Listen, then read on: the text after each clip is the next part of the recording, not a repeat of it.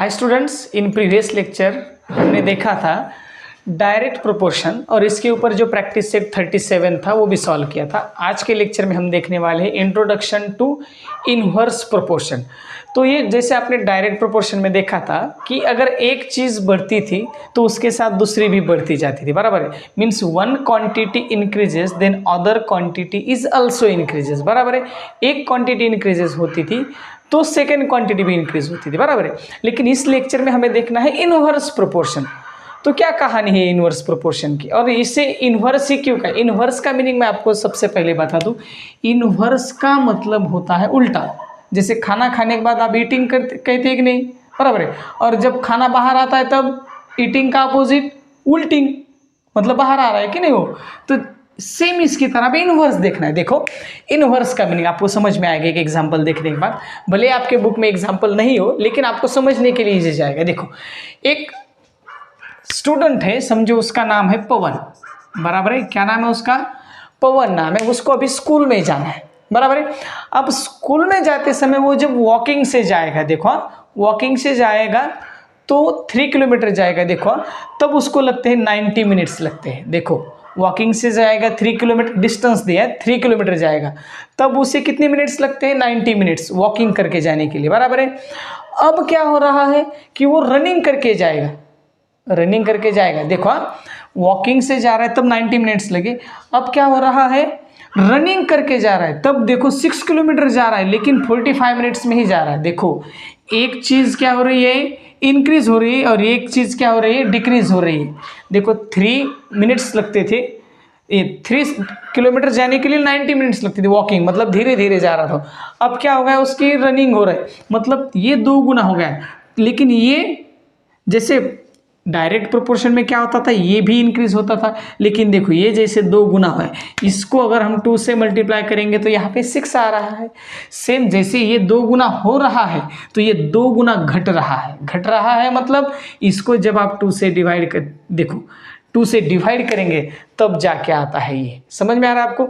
देखो ये इंक्रीज हो रहा है ये क्वांटिटी, तो दूसरी क्वांटिटी जो है वो डिक्रीज हो रही है। इसका मतलब होता है इनवर्स प्रोपोर्शन। एक इंक्रीज तो दूसरा डिक्रीज हो रहा है, ये होता है इनवर्स प्रोपोर्शन। अब देखो फिर से देखो, अब उसको रनिंग करके जाने के लिए 6 किलोमीटर जाना था तो 45 मिनट्स में ही जा रहा है वो, लेकिन अब साइकिल से जा रहा है। अब रनिंग से भी तेज क्या हो सकती है, साइकिल। अब साइकिल से जाने के लिए वो 9 किलोमीटर जा रहा है और टाइम फिर से कम हो रहा है, 30 मिनट्स हो रहे। अब फिर से देखो अगर 3 को हम 3 से मल्टीप्लाई करेंगे तो 9 आ रहा है, लेकिन 3 3 ये 3 टाइम्स हो गए। लेकिन सेम उसी तरह से ये क्या हो रहा है, 3 टाइम्स घट रहा है। इसका मीनिंग होता है the given 2 quantities are in inverse proportion. Given 2 quantities are in inverse proportion. बहुत इजी है, समझो कंसिडर करो कि मुझे एक काम करना है। समझो कंसिडर करो कि यहाँ पे एक वॉल है, ये वॉल हमें क्या करनी है, पेंट करनी है। क्या करनी है, पेंट करनी है। कंसिडर करो ये वॉल क्या करनी है, हमें पेंट करनी है। समझो मेरे पास क्या है, देखो 6 पर्सन्स है। देखो 6 पर्सन्स को ये वॉल पेंटिंग करने के लिए कंसिडर करो कि 12 डेज लग रहे हैं। 6 पीपल को क्या हो रहा है, ये वॉल पेंटिंग करने के लिए क्या हो रहा है, 12 डेज लग रहे हैं। बगा ये पेंटिंग करने, ये है पीपल और ये क्या है, डेज। कितने डेज लग रहे हैं, 6 पीपल को 12 डेज लग रहे हैं, बराबर है। अगर समझो मैंने ये जो पीपल्स थे वो आदमी लोग बढ़ा दिए, अगर ये मैंने 12 कर दिए तो वही वॉल पेंट करनी है, वॉल दूसरी पेंट नहीं करनी, वही वॉल पेंट करनी। जैसे ये बढ़ेगा तो जल्दी होगा कि नहीं। समझो एक काम करने के लिए एक आदमी को 2 दिन लगते हैं, तो 2 आदमी लगाए तो 1 ही दिन लगेगा नहीं। सेम उसी तरह से ये जैसे इंक्रीज होगा तो काम कम होगा, तो इनके लिए कितना लगेगा रे, 6। मतलब समझ में आ रहा है कि इधर देखो हमने नंबर ऑफ पीपल्स बढ़ाए कि नंबर ऑफ डेज घट गए। नंबर ऑफ पीपल्स बढ़ाए तो नंबर ऑफ डेज घट गए। That means the number of people and number of days are in inverse proportion. ये दोनों कैसे है, इनवर्स प्रोपोर्शन में। इनवर्स प्रोपोर्शन में समझ में आ रहा है कि आप लोगों को, ये दोनों भी है इनवर्स प्रोपोर्शन। फिर हमें यहाँ पे एक रिलेशन मिल रहा है। रिलेशन क्या है, अगर आपने ठीक से देखा इन दोनों का अगर मल्टीप्लिकेशन लिया जाए तो इक्वल आ रहा है, इन दोनों का मल्टीप्लिकेशन लिया तो इक्वल आ रहा है। इसका मतलब हम इसको कंसिडर करेंगे x1 और इसे कंसिडर करेंगे हम y1। ये क्या होगा फिर x2 y2।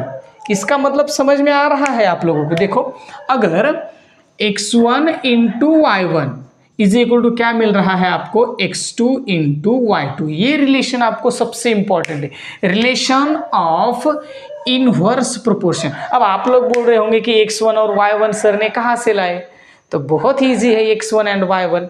ये यहाँ पे 6 और 12 मतलब x1 y1, जो फर्स्ट क्वांटिटी दिए है वो x1 y1, और ये क्या है x2 y2। मतलब आपको, अब आप सोच रहे होंगे कि सर तो ये तो होगा इनवर्स प्रोपोर्शन, इसका हमारे डेली लाइफ में क्या यूज़ है, बहुत बढ़िया यूज़ है। क्योंकि अगर समझो किसी ने बोला कि ये जो नंबर ऑफ पीपल से मैंने 3 गुना कर दिए, तो फिर ये क्या हो जाएंगे, ये क्या हो जाएंगे, तो इसको भी आपको क्या करना पड़ेगा, 3 से डिवाइड करना पड़ेगा। देखो अगर इसको हमने 3 गुना कर दिया, कंसिडर करो इसको 3 गुना करके आपको बोल दिया कि समझो मैंने यहाँ पे सर 18 पीपल्स लगा दिए, तो अब आपको पूछा जाएगा कि फिर कितने डेज लगेंगे, तो बहुत इजी है। जैसे हमने लिखा था x1 into y1, x1 into y1 is equal to x2 into y2, तो यही रिलेशन है। अब कंसिडर करेंगे ये है x3 और यहाँ पे आपको क्या निकालना है y3। अब y3 की वैल्यू अगर आपको निकालनी है तो किस तरह से निकालेंगे, यही रिलेशन यूज करना है। देखो x1 into y1 is equal to फिर आप लिखेंगे x3 इंटू y3। बहुत बढ़िया है। देखो आपको किसकी वैल्यू निकालनी है, y3 की। तो देखो फिर x1 y1 क्या है 6 और 12, ये 6 इंटू 12 इज इक्वल टू, अब आप क्या करेंगे, आपके पास x3 तो है जैसे कि 18 है, लेकिन आपके पास y3 नहीं है, मतलब नंबर ऑफ डेज आपको निकालने हैं। तो बहुत इजी है, जैसे कि हमने पहले भी देखा है इनवर्स प्रोपोर्शन के प्रॉब्लम सॉल्व करते समय कि अगर हमें जिसकी वैल्यू निकालनी है, जो रिमेनिंग है वो सब हम क्या करेंगे, एक साइड में लिखेंगे। तो 18 किस साइड में लेके आएंगे आप, इधर के साइड में, तो आगे वाले साइड में क्या रहेगा y3। तो देखो 6 इंटू 12 और 18 कहाँ पे आएगा, डिनोमिनेटर में, इज इक्वल टू क्या मिला आपको y3। अब आपको टेबल्स तो आते हैं, टेबल्स जैसे कि देखो 6 1 जा 6, 6 3 जा 18, देखो 6 1 जा 6, 6 3 जा क्या हो गया 18 हो गया, तो और रिमेनिंग रह गए 3, तो 3 4 जा 12, तो इसका मतलब आपके पास y3 की वैल्यू क्या मिल गई आप लोगों को 3। तो इसका मतलब क्या हो गया, नंबर ऑफ डेज जब आपने पीपल्स बढ़ाए तो नंबर ऑफ डेज कितने लगेंगे 3। आपको समझ में आ रहा है, जैसे एक क्वांटिटी इंक्रीज हो रही है तो सेकेंड क्वांटिटी क्या हो रही है, यहाँ पे डिक्रीज हो रही है। मतलब एक आगे जा रहा है तो एक पीछे आ रहा है, इसका मतलब होता है inverse proportion. Understand, inverse proportion, एक क्वांटिटी बढ़ रही है तो सेकेंड क्वांटिटी डिक्रीज हो रही है, मतलब कम हो रही है। इसे कहते हैं हम द गिवन टू क्वांटिटीज और द गिवन जो कुछ भी दिया है आपको are in inverse proportion. Understand. अगर फिर भी कुछ प्रॉब्लम आता है तो आप कमेंट सेक्शन में लिख सकते हो, हम फिर से इसको रिपीट कर सकते हैं और डाउट सेक्शन भी ले सकते हैं। चलिए स्टूडेंट देखेंगे अभी इनवर्स प्रोपोर्शन के एक एग्जांपल देखेंगे जो कि आपके बुक में भी दिया है। देखो बहुत ही इजी एग्जांपल है, सिर्फ आपको उसको समझ के लेना है। सबसे इंपॉर्टेंट कि आपको समझ में आना चाहिए कि क्वेश्चन दिया है and this question is related to the direct proportion और इनवर्स प्रोपोर्शन, ये इंपॉर्टेंट है, समझ में आना चाहिए। अब मैं आपको बताऊंगा कि आपको कैसे समझ में आएगा। देखो 15 workers take 8 hours to build a wall, एक वॉल बनानी है उन्हें।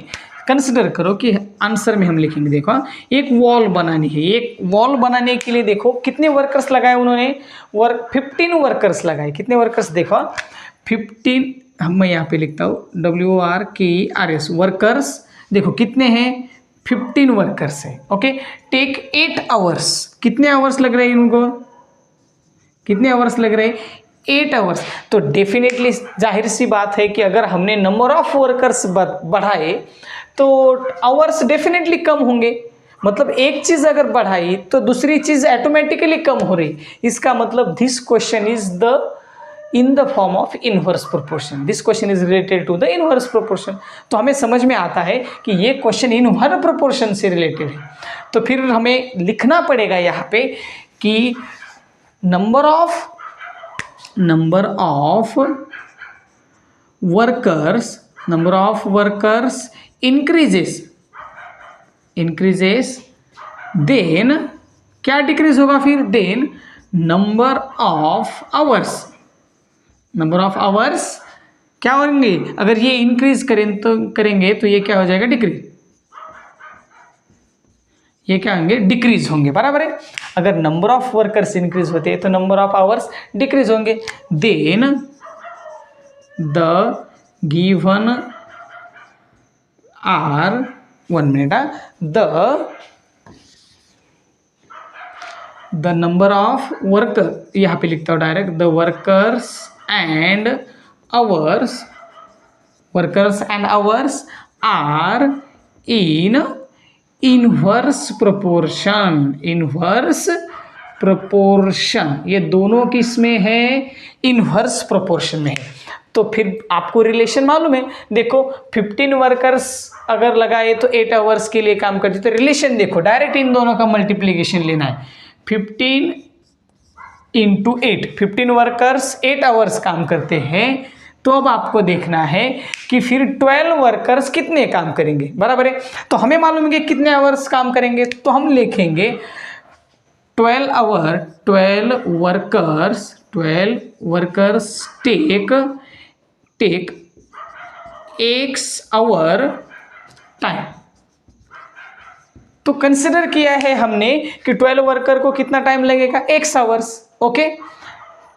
12 workers take x hour time, तो उनके लिए इतना टाइम लगेगा। तो डायरेक्टली अब देखो कितने वर्कर्स लिए हमने, 12 इंटू किसके साथ मल्टीप्लीकेशन लेंगे आप, डायरेक्ट देखो 15 वर्कर्स को 8 आवर्स लग रहे हैं, तो 12 आवर्स को x आवर्स लगेंगे। तो आपको मालूम है x की वैल्यू निकालनी है, तो 12 को इधर के साइड में भेज दो।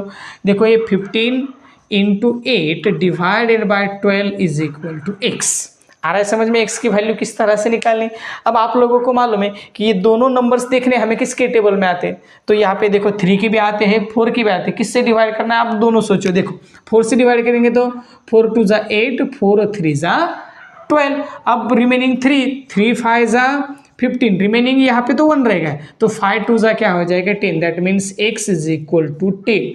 That means 12 workers will take how many hours, 10 hours. देखो तो आप यहाँ पे लिखेंगे 12 workers will take 10 hours to build a wall. आ रहा है समझ में। तो 12 वर्कर्स को कितना टाइम लगेगा, 10 आवर्स। देखो यहाँ पे यहाँ 15 वर्कर्स को 8 आवर्स लग रहे, तो देखो अब जब हमने वर्कर्स की संख्या घटाई तब जाके क्या हुआ, टाइमिंग इंक्रीज हुआ है। ये जैसे आपने घटाया तो टाइम इंक्रीज हो रहा है। देखो ये 15 का 12 लाया, तो ये क्या होगा 8 का 10। आ रहा है समझ में आपको रिलेशन। एक चीज बढ़ी तो एक चीज जब घटेगी तो इसे कहते हैं हम इनवर्स प्रोपोर्शन। अब अगले लेक्चर में देखेंगे हम इसके आगे का इनवर्स प्रोपोर्शन से रिलेटेड प्रैक्टिस सेट 38।